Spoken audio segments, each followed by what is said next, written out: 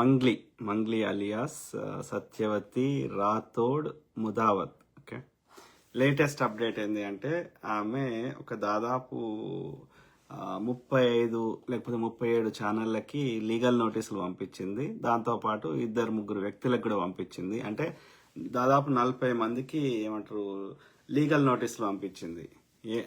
ఏమని అంటే ఈ యొక్క నన్ను నా మీద అసత్య ప్రచారాలు చేస్తున్నారు, లేకపోతే నన్ను మానసిక క్షోభకు గురి చేస్తున్నారు, లేకపోతే నన్ను డిఫేమ్ చేస్తున్నారు, కాబట్టి నా యొక్క వీడియోల్ని అన్నిటినీ డిలీట్ చేయించండి అని చెప్పి ఎవరెవరి మీద ఒక అడ్వకేట్ అయినటువంటి అది చంద్రసేన్ అనేటువంటి ఒక ఖైరతాబాద్ లో ఉన్నటువంటి ఆ లా ఫర్మ్ ద్వారా, చంద్రసేన్ రెడ్డి లా ఫర్మ్ ద్వారా ఇది ఎవరెవరికి TV9కి, టీ న్యూస్కి, V6కి, తర్వాత ఏమంటారు మేజర్ ఛానల్స్ అన్ని, Sakshi TV, Andhraprabha, social post, YouTube ఛానళ్ళు, తర్వాత మన తొలి వెలుగు, అడ్వకేట్ సుబ్బు గారు, తర్వాత ఇంకా నేను చూపెడతా.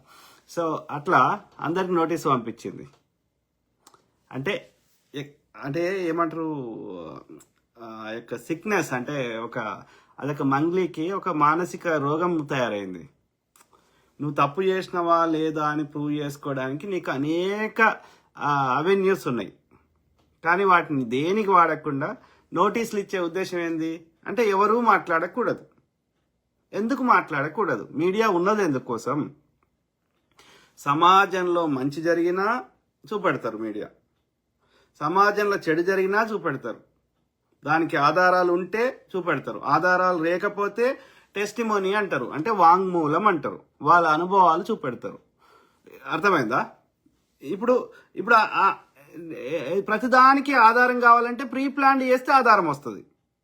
ప్రీ ప్లాన్ చేయనప్పుడు, నమ్మకం ఉన్నప్పుడు ఆధారం ఎడికెళ్ళి తీసుకొస్తారు? అన్నిటికీ ఆధారం లేకపోతే అది నిజం కాదు అనడానికి లేదు. ఎందుకంటే సిచ్యువేషన్స్, కండిషన్స్, వాళ్ళ ఇంటెన్షన్స్, ఈవెన్ ఏ ఆధారం లేకపోయినా ఏమంటారు అది టెస్ట్ చేస్తారు కదా, అది లై డిటెక్టర్ టెస్ట్ చేస్తారు కదా, నీ బాడీ లాంగ్వేజ్ ఇవన్నీ చెప్తుంటాయి. ఇప్పుడు టెక్నాలజీ వచ్చింది కాబట్టి CCTVలు, ఈ ఫోరెన్సిక్ టెస్ట్లు ఇవన్నీ వచ్చినాయి కాబట్టి కొంచెం ఆధారాలు సేకరించడానికి కొంచెం ఈజీ అయింది. ఒకప్పుడు ఆధారాలు లేవిరా. మరి ఆధారాలు లేని రోజులలో ఏం చేసేటోళ్ళు? They use to use lot of mind techniques. దేవుని మీద ప్రమాణం చేయించేటోళ్ళు, లేకపోతే ఒక రకమైన ట్రిక్ నీ మైండ్ గేమ్ ఆడేటోళ్ళు, ఏదో రకంగా, లేకపోతే నీ క్లోజ్ ఫ్రెండ్స్ ద్వారా నీకు వాళ్ళనే ఫ్రెండ్ లెక్క పంపించి స్పై చేసి నీ ద్వారా ముచ్చట తెలుసుకునేటోళ్ళు, లేకపోతే అక్కడ చూసిన వాళ్ళ యొక్క ఐ విట్నెస్ ఏం చెప్పినరో దాన్ని బట్టి చెప్పేటోళ్ళు, ఏదో రకం నిజాన్ని రాబట్టేటోళ్ళు. సో ఆధారం ఉంటేనే లెక్క, లేకపోతే ఆధారం బయట పెట్టమనే మేము అందరం అడుగుతున్నాం కదా. మీడియాతో అన్ని మీడియా ఛానళ్ళు అదే అడుగుతున్నాయి కదా.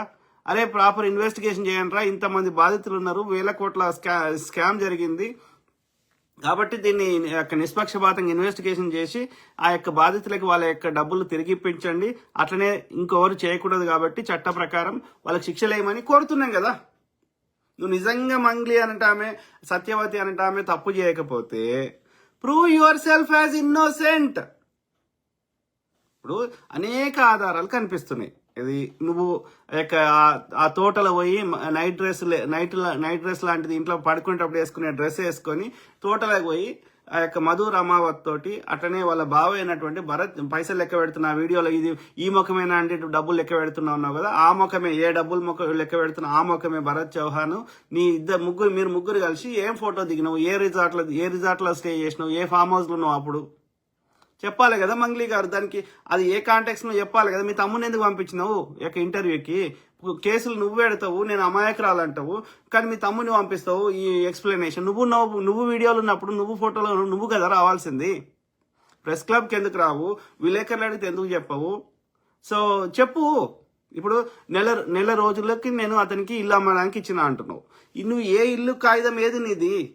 ఏ అగ్రిమెంట్ రాసుకున్నావు? నీకు first of all Madhu Ramavath తెలియదు అన్నావు, తర్వాత మధు రమావత్ తోటి నేను ఇల్లు అమ్మడానికి ఇచ్చిన అన్నావు, దానికి 25 లక్షలు ట్రాన్స్ఫర్ అయినాయి అన్నావు. మరి ఆధారాలు చూపెట్టొచ్చు కదా. కదా, ఏం అగ్రిమెంట్ రాసుకున్నావు, ఏం తెలియని మధు రమావతికి ఎందుకు ఇచ్చినావు? నువ్వు చెప్తున్న వర్షన్ ప్రకారం ఏమో నెల రోజులకే అన్నావు, నెల రోజులు మళ్ళీ వాపస్ తీసుకున్నాను, నా డెసిషన్ మార్చుకున్నా అన్నావు. కానీ బాధితులు చెప్తుంది ఏంది? కర్నూలు బాధితులు 3 నుంచి 4 నెలలు అదే ఇంట్లో ఈ మధు రమావతి ఉన్నాడు, ఇక్కడ ఇది మంగ్లీ ఇల్లు అని చెప్పిండు, అక్కడికే మేము ఎన్నోసార్లు పోయినాము అని వాళ్ళు చెప్తున్నారు. సో ఇవన్నీ ఉన్నప్పుడు ఈ నిజాలు ఎట్లా బయటకు రావాలి?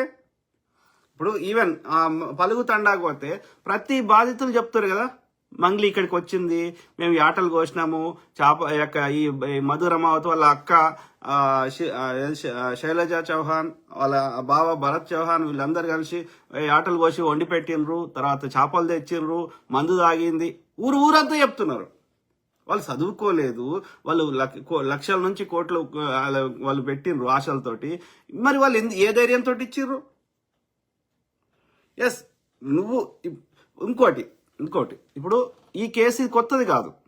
ఈ బాలాజీ నాయక్ నుంచి స్టార్ట్ అయ్యి, బాలు నాయక్ నుంచి స్టార్ట్ అయ్యి, తర్వాత మధు రమావత్ ఆ బాలాజీ నాయక్ దగ్గర పనిచేస్తూ ఇట్లా దాదాపు 2 నుంచి 3 ఏళ్ల నుంచి నడుస్తున్నది. ఓకే, ఇప్పుడు ఆల్రెడీ వాడు జైలుకు పోయిండు, వాడు కండిషనల్ బెయిల్ మీద ఉన్నాడు, వాడి పాస్పోర్ట్లు రద్దు అయినాయి, వాడు అదంతా ఉంది మనకి కేసు రిపోర్టు, ఈవెన్ అదేంది రిమాండ్ రిపోర్ట్లు అన్ని ఉన్నాయి వాని మీద, ఇద్దరి మీద, బాలాజీ నాయక్ మీద ఉంది, అట్లనే మధు రమావత్ మీద ఉంది. వాడు జైలుకు పోయి వచ్చిండని తెలిసి కూడా వానితోటి మళ్ళీ ఎందుకు దోస్తీ చేసినావు? ఇప్పుడు వాడు నేరస్తుడని తెలిసి పబ్బులు ఎందుకు ఉంటాయి, వానితో ఎన్నిసార్లు పోతావు, వాడు మీ ఇంటికి ఎందుకు వస్తాడు, నీ చిన్న చెల్లె ఎందుకు నవ్వుకుంటే ముచ్చడి చెప్తుంది, మీ అమ్మ ఎందుకు ముచ్చడి చెప్తుంది, ఇవన్నీ ఫేకా? అంటే ఎథిక్స్ మోరల్స్ ఏడ తెచ్చినాయి మంగ్లీ సత్యవతి? నువ్వు ఇన్నోసెంట్ అయితే prove yourself that you are innocent. Simple కదా, ఎక్స్ప్లెనేషన్ ఇయ్యి, నీ బ్యాంక్ ట్రాన్సాక్షన్ బయట పెట్టు, నీ కాల్ డేటా బయట పెట్టు. ఇప్పుడు ఆ రమేష్ అంటే ఆయన మధు రమావత్ దగ్గర పనిచేస్తున్న అసిస్టెంట్, నీ తమ్మునికి శివ చౌహాన్కి ఒకసారి 70 లక్షలు ఇచ్చినా, ఇంకోసారి 70 లక్షలు ఇచ్చినా, ఇంకోసారి 30 లక్షలు ఇచ్చినా, ఇంకోసారి 10 లక్షలు ఇచ్చినా అని చెప్తున్నాడు. ఎక్కడిచ్చినా, ఏ ఇంట్లో ఇచ్చినా, ఏ లొకేషన్లు ఇచ్చినా ఎవ్రీథింగ్ చెప్తున్నాడు. ఎట్లాంటి సూట్ కేసులు, ఎట్లాంటి బ్యాగులలో తెచ్చిండు క్లియర్గా చెప్తున్నాడు. అయినా నాకు సంబంధం లేదంటే ఎవరిని నోరు మూపిస్తా అంటున్నావు?